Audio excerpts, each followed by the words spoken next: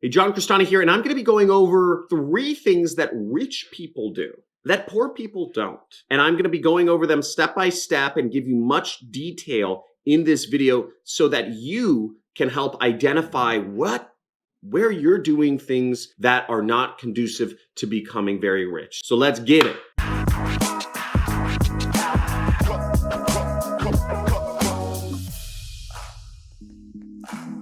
Okay, so the first thing that poor people do that rich people don't is that poor people are not willing to delay gratification. Talk about the marshmallow experiment here, which is a little more scientific, but there's studies on this. Unsuccessful people want everything right now, no matter what the consequence. They live too much in the moment, and they never project out to their ideal future. Because of this, they do things like feel good now, but have consequences later. And a good example is drugs. Drugs make you feel great in the moment. When I was in college, I did some drugs. They make you feel so great in the moment, and you feel like an all-star and a superstar, and you can do all these great things or whatever. You think you're funny, interesting, cool. But later on, the next day, you're mopey, you're sad, you don't get any work done, you have no motivation. And there are a lot of things like this. It's not just drugs, it's eating, it's all sorts of things, drinking, falling in love all the time. You know,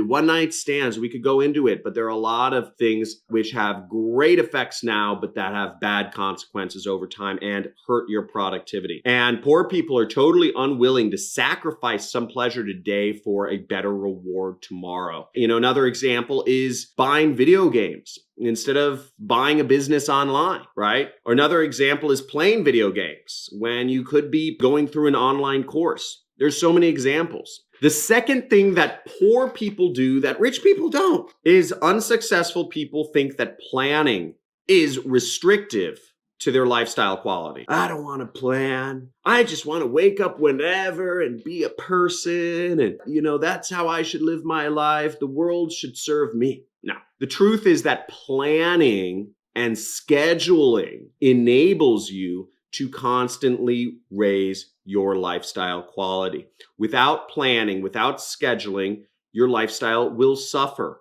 and you won't even be able to figure out why. If you don't plan, you live too much in the moment, and you will never make any progress. This leaves unsuccessful people with anxiety because they don't know where to go. Meanwhile, successful people have confidence because they know their direction.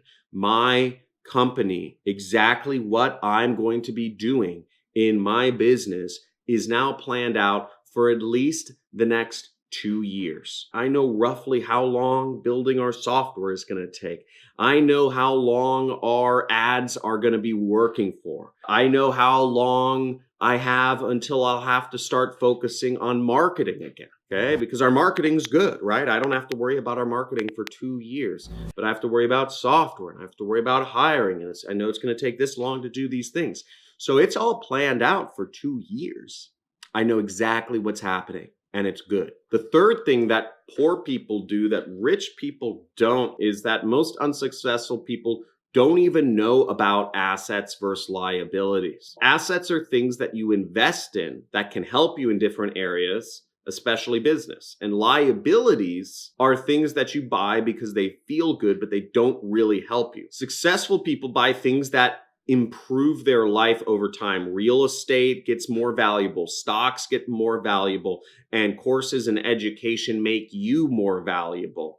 Whereas poor people, they buy things that just lose money, but again, make them feel good in the moment, right? Going to Vegas and buying bottles and tables at the club makes you feel great. You're an all-star, but it loses you value over time. Buying an asset on credit is fine because it can cash flow for itself later, for instance. So that's an example of using a liability to gain an asset can be fine. But buying liabilities on credit is horrible. And many people do this in today's societies. They use credit cards to buy things that are not going to make them more money over time. That's very bad. But people all across America have credit cards And most of the time they use their credit cards to buy things that aren't really going to help them gain more assets or money. Now, if you learned something from this video, hit the like button, hit it for the algorithm. Make sure you subscribe to my channel. I come out with videos every single day. And every Monday, I do an Ask Me Anything live session. If you want to talk to me and if you want to ask me questions, I'm sporadically in the comments. Now, if you'd like to continue the discussion with other folks in the community, other people that are